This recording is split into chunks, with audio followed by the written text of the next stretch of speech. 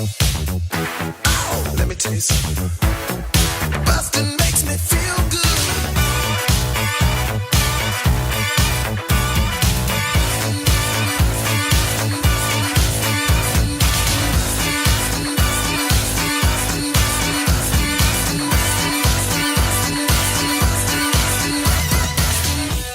Hi, everybody. Welcome to Blockbusting, the podcast where we love to hate the movies. I'm your host, Jay Light. Joining me today, one of my oldest friends in comedy, Josh Waldron. Hello, everybody. Are you going to keep that well fuck in? Right? You got to keep that in. Oh, I'll edit it out. Nah, I don't know. It in. I want that as part of my app. You want me to I want do- the true Jay. Flustered for a quick second and then right to business. That's how I do, man. I love that. I let the facade drop just enough, and then you get inside, and then you're like, oh, no, this man is put together. Yep. It looks like it. It sure does look like it. Commanding voice. That's really all you need. Secret, guess what? He is not. Not in command. Josh, I am very happy to have you on. This has Thank been you. a long time coming. It has, yeah. We've talked about it a lot. Talked about it, and you didn't have a movie for me for a little bit. I did it because I generally like stuff, and then I also don't watch a ton of movies, so it was like hard for me. You don't watch a lot of movies, really? I have. You probably know this by now, Jay, but I have a very short attention span, and so unless it's something like Avengers or Harry Potter, it's hard for me to actually sit down and just be like engrossed. But sometimes I get talked into movies, and then I am able to sit down and watch them, and I'm like, oh, I should do this more, and then I never do. That's interesting that you have such a short attention span too. Given the movie that we're talking about today, It took a lot. This is a movie. This is a movie. It's tough to get into. Mulholland Drive. Yes. David Lynch, classic 2001 neo-noir. Neo-noir. That's fun. Written and directed by David Lynch, starring Naomi Watts, Laura Herring, Justin Theroux, Ann Miller, and Robert Forster. Tells the story of an aspiring actress named Betty Elms, newly arrived in Los Angeles, who meets and befriends the amnesiac woman recovering from a car accident. The story follows several other vignettes and characters, including a Hollywood film director played by Justin Theroux. Now, that's just the Wikipedia description of the movie. This movie is fucking bonkers. Yep. Batshit From crazy. the jump. I love this movie. Jay was really excited when I gave it to him as an option. Yeah, I still am excited. Yeah. Because it's, I mean, my movies taste has evolved over the years, and I can always tell a movie that I know I'm really gonna like because if it's a movie that I want to watch immediately as soon as I see it for the first time. Right. It doesn't happen that often. Tree of Life, it happened. Mulholland Drive, it happened. I've seen probably 4 times. I've seen Mulholland Drive. How old were you when you first saw it? It was right before I moved to LA. Actually. And you wanted to watch it again immediately. Yeah. Ugh. I think I did. I think I actually did watch it immediately again afterwards. It was right Wow. before I moved to LA. I had to have been 21 or 22. Not that old. Right. I sent to you in a text message. I swore to myself after watching this when I was in that first move to LA 10 years ago. This is when I first watched it. That I would never watch it again, and it came up now, and here we are. So, what about this movie? What is it for you? What do you not like about it? I mean, again, I did watch it when I was younger, so I had even less patience. So when I was watching, I was like, "Where is this plot? Like, why are they jumping around? What is even real?" And then it also came at a time when I first moved to LA. I lived on a couch with this, and I rented a couch from this guy named Darren, and he was very particular about the films he took in. That's what he kept saying. I'm going to go take in a film. And I swear to God. Excuse me, I'm going to go take in a film. I'm going to be taking in a film tonight. And I was like, oh, great, Darren. I watched Atonement with him. These are the themed movies he would watch. Yeah, that tracks. Yeah. I love Also, Jacob's Ladder he had me watch too. Oh, yeah. I've never even seen Jacob's Ladder. Dude, but yeah, that sounds like the kind of movie. Excuse me, I'm a big fan of In the Mouth of Madness. I really wanted to. Yeah. I like what they did to the Lovecraftian genre.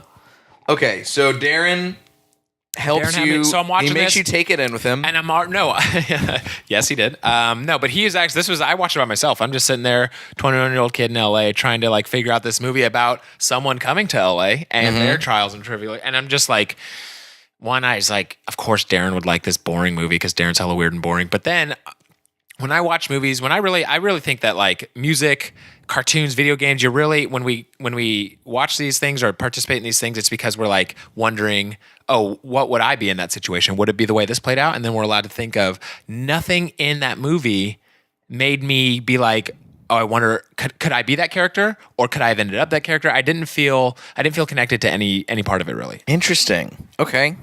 This is not the critique I was expecting from Really? you. Oh, yeah. wow. Well, because the thing that the most obvious one is that this movie is really a mind fuck, and you Yes. have to pay attention to it to enjoy it. I think Right. it's definitely not a movie that, to your own admission, a movie like Avengers or Harry Potter, you don't really have to be paying attention with the full the full force of your attention in order Right. to understand what's happening in those movies. It's the same kind of thing. Harry Potter, I love Harry Potter, but it's all kind of this pretty stock storytelling. Storyline, the hero's journey, and Right. all that. Same with Avengers and pretty much all the Marvel movies. They all, now that they're getting 25 some odd movies deep, they're starting to break away from it a little bit and doing deeper, like Logan. I know that's not Marvel Universe, but like they're doing deeper graphic novel stories than just the main ones. I mean, that's the thing is now, but even so, it's still a very we know what the story is. So that way I don't have to be paying super close attention. Right. The signposts are there. I know what it is. Yeah, Mulholland Drive you can is, almost autopilot watch because you kind of know what's going to be going on, and then you can just be amazed at the big explosions and the funny laughs and stuff like that. Yeah, you can totally be on autopilot for those. Mulholland Drive, you have to be awake behind the wheel the entire time you're watching it. And there's just little clues everywhere, and there's little things everywhere. And now as an adult, I even like little clues and stuff because I just saw Us. You know what I mean? And it's fun. Did you see it? Another movie I want to see again. I actually immediately after would watching totally it. see it again. Yeah, But it's fun noticing the little things that that set up that, and then that set up that. And then when I tried to tried being the operative word. Yeah, so you tried rewatching it. I did try to rewatch Mulholland Drive. It's just even the acting, it's the acting of that day, this was such a revered film, and the acting of it seems canned and seems almost pale in comparison to the performances that we kind of get today. Oh, Josh. It seems so basic and they're just going through the motions. Now, in the scene where I think it's Naomi Watts, right? Plays the ball, and where she does the little she's in the scene and auditioning and she crushes it and then puts the hand on the butt.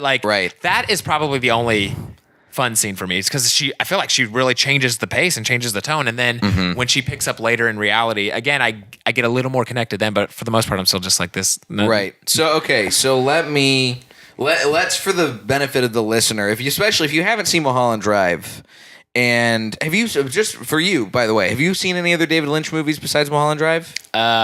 Is he someone you're familiar with? I am familiar with him, and I know that people he has a big following because he's so different and weird and stuff like that. But I don't I've never really seen Twin Peaks. I think I watched part of it once when I was hanging with you at maybe your old apartment or something. That sounds about right. Something like that. But yeah, I never really got into it because go ahead and say what you're. Well, I was just gonna say David Lynch. This is one of David Lynch's most well-renowned and well-regarded movies because it seems more accessible than some of his other work. Yes.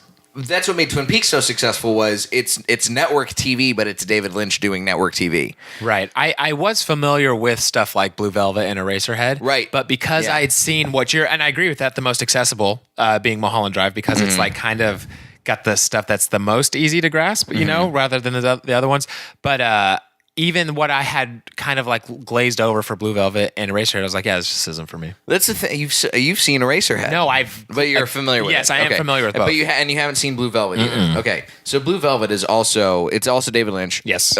Also a really great movie. I would put both of them in my top 20. Wow. But very different vibe-wise. And I remember the thing about Mulholland Drive is the real X factor of this movie is when they go and you basically think the movie is over and it's resolved as much as it's going to get resolved. Right. And then all of a sudden they have the lockbox. Yes. And the key, and they get the key from the singing lady when she's singing Llorando, and she gets the key and then they go in the lockbox and it opens up and then you get sucked inside and the box closes and you're like, wait a minute, what the fuck is about to happen? Why did that even happen in the middle of a major film? And then now you get cut into the alternate timeline. Yes. And everything, and I remember watching that and being like, wait a fucking minute. Yeah. What is happening in this movie? Yes. And you say it yourself. That change where that is a stark shift in the movie. Yes. It feels like an entirely different movie, which is hard to grasp. Yeah, and then again, watching it as an adult, I actually, and someone who tries to like, make stuff and in the entertainment industry, I like the storytelling device. I actually liked the opening up with the dream, and then that switches. And again, before you even know David Lynch, or if you're not familiar with weird ass storytelling like that, it does. You're like, what is this? What is this? There's a box now and a key, Right. and now all of a sudden wait, she was her. Now she's got a different name. I like it. I thought it was cool. But I think the premise that they ended up with, and some of the canned acting to me, like, just didn't grab me. Well, let me run this by you. So, did you do any? I'm assuming probably because you didn't like it the first time around, and it doesn't seem like you still. It still seems like you don't like it. Did you do any research onto the meaning of the movie? Yeah, totally. So this last couple days, when looking ahead to this, I did Google some things. So I'm sure you saw a lot of theories about what the dichotomy of the movie is supposed to be about, right? Where it's like the acting in the main part it feels canned, right. You're right, but it's that by design, right? Because it's like a dream, it's a hyper reality where it's obviously like, oh, I'm gonna make it in Hollywood. Oh my god, the girl, she's the girl. Yeah. And it feels very, very heightened to a point where it almost is campy and not. I don't know what the proper word is, but campy. Right. I think is a good way to put it. Go ahead. Well, I was gonna say so. That's the dream, and then you get to the reality where Naomi Watts isn't the character she was hoping to be in the dream, right? And everything's changed, and the reality is Naomi Watts is in a really shit situation, yeah. And this is her idealized version of herself, is where she gets to be the successful one, and she doesn't have to be the one who's thrown to the side and a drug addict and all the other bad stuff that happens to her over the course of that 30-minute chunk of it's more like an epilogue than anything else of the movie. But it feels very much, once you watch it enough times, or at least watch it and then you're like, and then you do the research. It's like, okay, this makes sense. There's another part of just the way I personally watch movies where it's just, and you've heard me talk about this in other aspects of my life. I just like happiness and positivity and stuff like that. So when I'm watching this, it's just nothing about it is like, there's almost no like victory in it at all. Oh, for sure. This is not a happy, there's no win, movie. And then this is a movie where Billy Ray Cyrus comes around and like flings Justin Theroux across a room, pro wrestling style. There's a lot of destruction, a lot of death.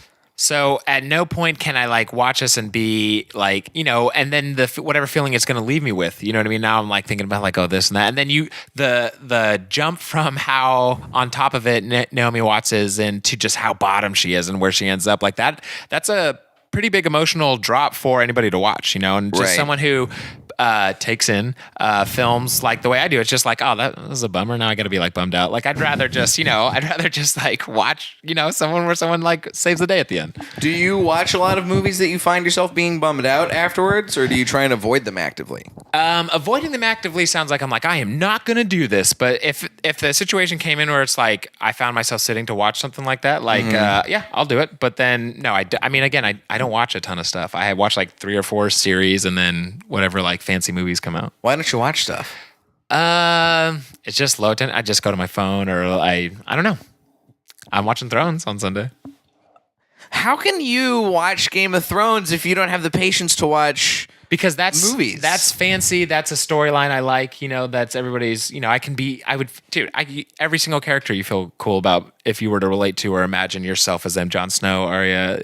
There's in some of these movies when I watch them. Like I said, I like to imagine like 2 things. 1, what would I be like as me in that reality, and then 2, what would it take for my current reality to become that reality? And I try to do like both mental exercises for that. And then in movies like Mulholland Drive or movies that don't just have a clear resolution, it's kind of like open interpretation. It's just I get left with like, did I just waste my time? Like the way I like to watch stuff in the movies I like, it's I want what I want at the end. And when you watch stuff like Mulholland Drive, that's just supposed to be unclear and confusing, then I'm just like, oh, I should have watched something else. See, I don't know. I kind of disagree with your interpretation on Mulholland Drive being unclear. But that's something. But you are 100% right in that it does take. It takes concerted time, and you kind of have to be someone who's like willing to watch the movie a couple of times for it to really blossom and fully form. When I was younger, yes, I guess I'm using that because it was like unclear. You know, my first experience with it was the most impactful. And that's, of course. And now I do understand it more, but it's still But you still don't like it. Still watching. I mean, really, Naomi Watts is my favorite. Her performances are especially in the second half, are the best. To me, the best part of the whole movie. Right. Yeah. I mean, I think she got nominated for Best Actress. I think she got nominated for something, yeah. If memory serves. And I know that David Lynch got a nomination for Best Director for this as well. But yeah, that's the thing about this movie is that it really is.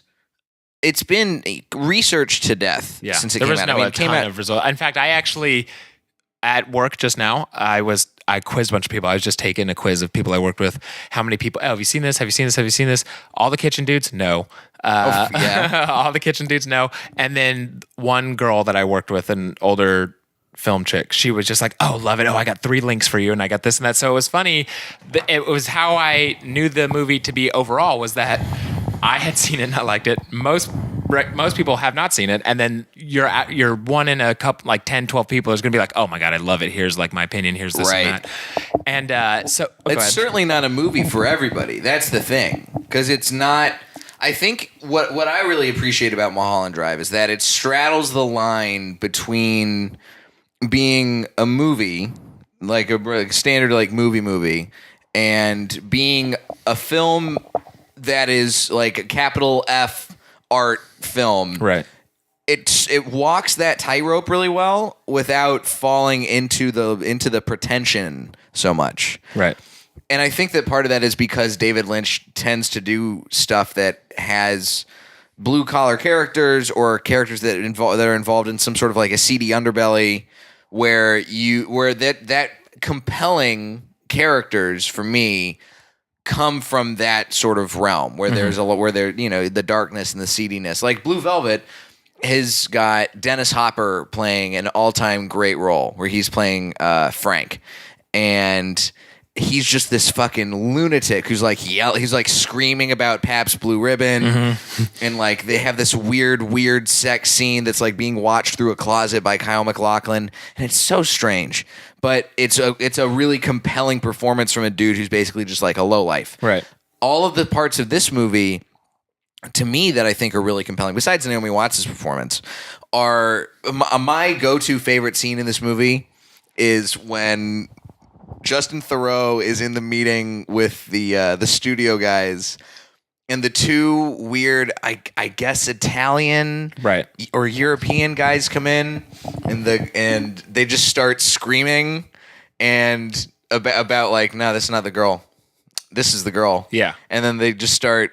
And then he looks across the table from me. This used to be my film. Then he stops and goes, "This is no longer your film." Yeah, and then they leave. It's And again, watching it as an adult, it is like I see merit in more of the scenes. But it's funny that you said it was without pretension. But I felt like they were trying so hard. Everybody in the whole movie, throughout it. I just felt everyone was trying too hard except for Naomi, who killed it. And then I also in my research for it, I read that. David Lynch had tried to purposely leave it open-ended to eventually turn Mulholland Drive into a TV show. Right. Originally, and then that got scrapped. Yep. And that so what? Then you just wrap it up. Never mind. We're gonna do this ending. So originally got bought as a pilot, right, for ABC, but then they changed it because the pilot got scrapped. Yeah. So I figure, I figured that because it had a lesbian scene. That was my thought, that because it had a lesbian scene, it couldn't make it to a network pilot. It's hard to do lesbian stuff in 2000. Yeah, in 2000 it was very difficult. Yeah, you couldn't we were really so pull off. Innocent back then. Yeah, and if you want to do lesbian stuff, you got to go to paid cable. Go to the L Word. L Word, Oxygen had a lot going on. Did you watch a lot of Oxygen? Well, because of the lesbian scenes, that was what held your attention. That was like a peripheral gain. But when you have all the sisters and moms that I did, the Oxygen owned. They were all Lifetime. They're all on from time to time. Right. So okay, you think it's pretentious. Yeah, I did. I feel like most of these movies, when they're just like, "Did you get the message?" You know, I feel like that is a little pretentious. See, the thing, I don't know. It's hard for me to say it's not a pretentious movie. I do think because there's a level of because there is so much because you have to pay attention and actually like dig into the movie in order to really enjoy it. I will say that is kind of a pretentious thing. Yes. That's very much like oh god, like I'm not going to be talking to people about Mulholland Drive who haven't seen it or who don't like it and expect them to be like, "Oh, you're a normal guy. Right. You're not like a weird pretentious guy for liking Mulholland Drive." Well, when you text me that it was in your top 20, the thing that I popped into my head first was of course the dude who makes a poetic literature joke in a roast battle also has Mulholland Drive in his top 20. Well, you know what? Mulholland, that's the thing, though. And you said this was nominated, right, for something? It was nominated for Best Director. It'd be fun. I feel like if I was a director in the same year and I was nominated for something, then you lose Best Director, and it's just like, oh, because of this weird movie that caused so much conversation, then my, like, probably any other year good movie would have won. I would have been like, but the thing as a director. Well, but I'm looking back at that year. I mean, this is going to be the 2002 Oscars? No, 2001 Oscars, excuse me. Feels like so long ago. But listen, this is the other movies that got nominated for Best Director that year. Ridley Scott for Black Hawk Down, Peter Jackson for Lord of the Rings, Fellowship of the Ring, Robert Altman for Gosford Park, and Ron Howard for Beautiful Mind, who won that year. Yeah, I was going to say Beautiful Mind probably should. And Beautiful Mind, those are all very... For the most part, they're very different movies. Yeah. You know, there's... Yeah, you got a sci-fi fantasy. You got a like classic kind of drama, mini thriller. You got a war movie. Yeah. You got a British period piece, then ensemble piece with Robert Altman's Gosford Park. And then you have your big crowd pleaser directed by Ron Howard. Yeah. Who's one of the modern kings of directing big crowd pleasing movies. Of course... David Lynch was not going to win Best Director. Yeah. There's a reason David Lynch won Best Director at Cannes for Mulholland Drive. That's all these snobs. Exactly. Being like, Exactly. I mean, it makes total for fucking sure. sense. Yeah, it plays. Yeah. But I don't think that it's completely out of the question that David Lynch got nominated for Mulholland Drive for Best Director, because he's basically like he's pulling his classic David Lynch move of being a director who's like, I'm going to make a movie that it has this is my vision for this movie, and it's going to be really fucking weird, and you're going to have to pay attention and watch it probably a couple times to fully understand what's going on. You're not going to know why a lady dies in the middle of singing a song until you watch the movie like 3 times and then read 2 articles and a Reddit thread explaining, yeah, this is all about interpretation. This is about how you're supposed to this is the point where you realize nothing in this movie's real because she's just been a taped voice this whole time and she dies. And that's the first time you get the clues and the hints. It's so funny to me that you saw this movie and then you were like, immediately watch it again. When I saw it, I was like, I'm never trusting Darren again. I'm definitely not watching Dark City, which is another one that he recommended that I watch. It's so.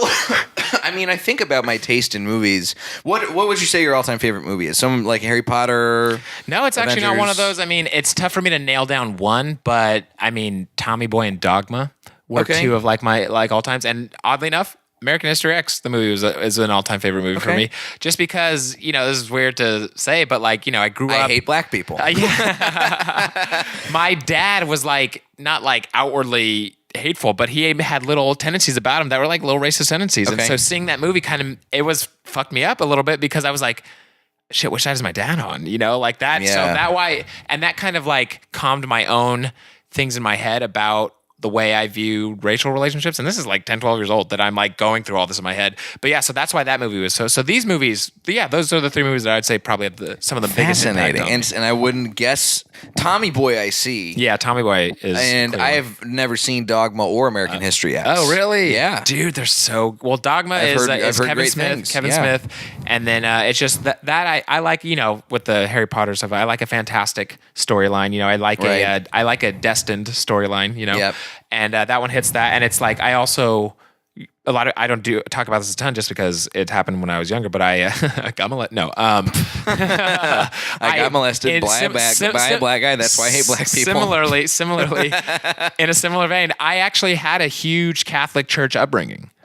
Really? Until I was like 12. Yeah, I went through all the catechism and stations. I didn't even know this. Yeah, dude. I got confirmed. I was like deep in Catholic church.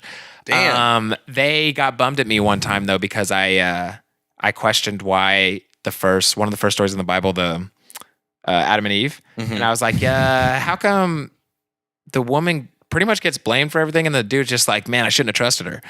And they were like, we're just gonna move on. So they were. That's a very salient question for a 12-year-old. Yeah, well, no, because again, I got the female influence growing up, so I kind of was like, if this was my mom would be pissed that it was her fault for some reason. So anyway, have they done a Bible reboot where it's two women in the Garden of Eden? Or the dude gets blamed. Oh man, or blame the dude. Yeah. Oh god, that'd be a no-brainer. Yeah. I feel like that's on the way after this recording. But yeah, so Dogma, seeing like Kevin Smith's voice and storytelling combined with the religious stuff that I had to go through when I was growing up. Right. That was really cool. And then American History X-Men. As soon as I saw it, it helped me kind of hammer out my ideas on interesting existing with other races. Yeah. Well, so that's so interesting. What I love about people's taste in movies is that it really, unless you're like a certain kind, unless you're a Darren, you can't really pin down a person's personality based on their top. If Darren probably likes his top 5 movies are probably all like French New Wave, like Jean-Luc Godard, weirdo shit. He had, you know what? In a crazy, just cosmic timing thing, he got an Emmy or an Oscar. He got one of the 2 awards. I can't remember one. Working with Ron Howard. Really? That is a true fact about this Darren Shepherd that I lived with for the first year in Hollywood of my life. Was that one of his things was that he was a TV writer or something like that. Hang on, I'm going to look this guy on up. A show or some sort of show or movie that Ron Howard was on, and it won something that he also got the award. Darren Shepherd. DarrenShepherd. He doesn't have a Wikipedia page. Oh, this guy was such a weirdo. And looking back, I cannot believe he allowed me and then also my friend Brian to stay on his couch for how do you spell his last 6 name? months. Just like Shepherd with an A at Shepherd? the end. Shepherd, I think. Shepherd. Shepherd. And he put the heart in Shepherd. And look at these little boys stay in his room. I wasn't as creative back then, or else I probably would have thought of that too. Ew. Hey, it does. I can't find him. Dude, he was like, this was 10, 11 years ago. So he, after a few years, went back to NorCal to like take care of his mom. I never heard from him again. But I had the NorCal connection. That was actually when I was first supposed to move to LA. I had a place with a UCLA student, and then this student's mom called me last minute and told me the deal was off. And then I found Darren last minute. He was from NorCal. That's how I got here. Yeah. Okay, but anyway, so the point I was trying to make before we tried to fall down a Darren Shepherd rabbit hole. Shout out to Darren. Yeah, wherever you are. So my taste in movies and your taste in movies, based on our own like outward personalities, I don't think people would guess our favorite movies being what they are. Yeah. Like my favorite movies, top 3, There Will Be Blood, Spring Breakers, Fantastic Mr. Fox. So Fantastic Mr. Fox, I feel like, is the one that people would see me and think like, oh yeah, that makes sense. Yes. Whimsical animated movie about a fox. Actually, the first and third ones, I wouldn't be totally surprised. But then, you know me too. That's the thing. Right. I think on the surface, if you told me There Will Be Blood, it would be like, yeah, okay, yeah. Right, because I'm a disaffected white guy, and I'm like, I like seeing again, Jay, somebody who I feel is in power. For some reason, I'm on the bandwagon late, but your chalky, smooth voice, man, I feel like it would have fit in the plot of that movie. So you're just like, yeah, I like this movie. Yes, yeah. So you get this into is it. My boy HW. We've come to do some oil. That's actually not a third person showing up. That is Jay doing that. That's probably... This is why we have the camera. Right? That's the most evil thing he's going to do in this pod. On Tom's pod, you made some reference to like fucking a moose's snout or something like that. Did I? Yeah. I don't even remember like, that. Jeez. Even Tom was like, whoa. Hey, man, listen. Sometimes you just got... If you're talking about the wilderness, you just got to talk about That's another thing about Jay is that he's got the chalky, smooth voice, the baby face, but then every now and then he uncorks a line where you're just like, how long have you been thinking about that? And that's why I love Spring Breakers. Yeah, right. Because I feel like Spring Breakers... Yeah, that is interesting. It gets to... And that's part of... And again, that's why I like Mulholland Drive on another level too, is because I like a movie about Los Angeles that is like, hey, fuck you, Los Angeles. Yeah, I can The get down with Mulholland that. Drive is like that. Yeah, it definitely is. I don't think they show Mulholland in the whole movie though. No, they do. That's where the crash happens at the very beginning of the movie. Yeah. But that's all they show is a violent car crash happening on Mulholland Drive. Kids die in that car crash. Yeah, it's a bummer. It is a bummer. But the whole movie is like, yeah, fuck you, Los Angeles. You're not a fun city. You're full of predators. You're full of people who are Here's bad. what you think you are. Here's what you really are. Yeah, and that's what I mean. Over the course of my time in Los Angeles, I have come to sort of part of my worldview has been shaped by having friends leave Los Angeles. Okay. Because the city has a way of breaking you down in a way that it affects you at your core, and you stop thinking that you have what it takes, and so you give up on yourself, and you give up on your dreams, and you leave. Naomi Watts. This is exciting to you, or No, but it's something that I recognize, Right. and it's something that I kind of like when a movie is able to distill that and do a good job doing it. Now, because it's a hard thing to do. right? I've tried doing bits about it, and it is a tough line to walk. Like I have this bit that is not as good as I'd like it to be about people coming to and leaving Los Angeles and what Los Angeles does to you. What I think David Lynch does in Mulholland Drive really well is show the ideal Los Angeles lifestyle where you show up at your very first audition in the city and you knock it out of the park. That's the girl. That's the girl. And then all of a sudden you get to see the flip side, where you get to see the person who's been living in Los Angeles for years and who has to sneak into the parties and who dies of a drug overdose in her fucking house. The whole movie eventually, especially with that, she's the girl, great decision, or whatever. Yes. The whole This is movie great. gives me almost like a Requiem vibe. Yeah. And I hated Requiem. Requiem is a tough movie. It's one of the tough, that and Kids, too tough. I've never seen Kids. Jay. I know. I'm shocked. And I like Harmony Korine, so I probably should watch it at some point. Kids you watch and you're just like, every 30 minutes, you're just like, whoa. Like these are, tell the story of kids. Yeah. Yikes. You should, yeah, definitely. But it's good and then it ends. You should watch it. And let me know what you think. I'll watch it and I'll let you know what I think. I do, I mean, hey, I'm not inviting you on this podcast to try and change your mind about Mulholland Drive. I think you would. I It's funny that when I turned it on and I'm watching a little bit and I'd done a little bit of research for it, like 20 minutes into it, I was like, fuck, am I going to end up liking this movie? And then like another 20 minutes, I was like, nah, I was still right. And then turned off, had to go do other stuff. what was the point where you were like, maybe this is a good movie? Just the flowiness and the what I eventually still think is like pretentious and a little bit canned. It does kind of get you in the beginning because, you're right. It shows up and everything's working now. And that's, part of me was connecting to that. Part of me was connecting to the idea of showing up to your big break, But then was just getting into it. Darren came back up and I'm just staring at it and just like, oh yeah, this is boring. It's not happy, and then I just was out. Well, Darren, if you're listening, I really hope he does. you have I think we were ruined MySpace friends. this movie for my friend, and I will never forgive you for that.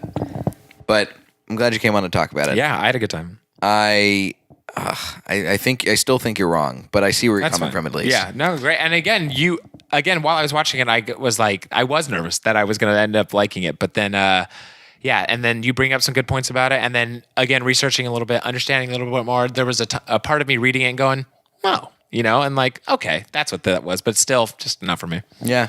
I'm not going to lie, it is a tough movie and it is a little pretentious, but I don't think it falls too far into the line of pretension where you feel like the person who made the movie is doing it to fuck with you and to be an asshole. Right. I'm glad that David Lynch still has that. I mean, the man made a movie about a guy riding a lawnmower across the United States. That's about as unpretentious as you get. Yeah. He went from making Blue Velvet to making a G-rated movie about a guy riding a lawnmower across the United States. That is for his Disney. crucial move. Yeah, For Disney. Crazy. What a career. Josh, Thanks for coming on, Jay, buddy. thank you, buddy. Where can the listeners find you? I will be at Hella Show this Friday, and then I'm actually the Return of Super Secret. I'm on that on Wednesday. Nice. Yeah, This podcast will not be out in time for either of those. Oh, okay. So Well, where else can they see every you? other Friday at the Comedy Store. Every other Friday at the Comedy Store. I'm actually going to go to, if anybody here would go to the Desert Hearts Festival, I'm going to do Hooper Show. Nice. Yeah, it's 3 Great. shows at a festival and you get like artist pass, you get food vouchers, so pretty That's stoked. exciting. Yeah, and it's when gonna is that? be, the last weekend in April, so yeah. This will be out by then. So Yeah, if you're all right, listening, there you go. And then check again, out the pod. every check other out the Friday show. in the Belly Room, the Hella Show. Hella Show's a great show. Trying to figure out some new stuff about that too. I'm actually going to try to incorporate some changes. Nice. Yeah, it's gonna be good. We'll have to talk about that off air. Yes, we will. I am available at Diet J on Oh. Twitter and Instagram, jlightcomedy.com for show dates. Josh Waldron sucks on Instagram, and then Optimus Walsh on Twitter. I can't change that one without losing like my. They phone. wouldn't let you change it? That's without weird. like getting. I'd have to get a new account. And fun announcement. I guess I can talk about this now. I will be at the Edinburgh Fringe Festival This is such August. a flex. He was. I guess. No, well, I literally just got accepted No, a that's couple days cool. ago. No, congratulations. So Doing what? This? A stand-up show. Oh, cool. Yeah, I'll be doing an hour. So if you're in Europe, I don't know how many European listeners I have. If you're in Europe and you want to come see me do an hour of stand-up, I'll be doing it every day for a month. Jay's very funny. It'd be worth it. Thanks, Josh. Yeah, dude. And if you like the podcast, leave a rating, leave a review, subscribe, all that fun stuff. Take the survey if you haven't yet. Take the survey. It's right at the top So of you the show can notes. figure out what advertisers to get. Yeah, buddy. Josh, thanks for coming on. Yeah, today, dude. This is very fun. This has been Blockbusting. Go see something good for a change.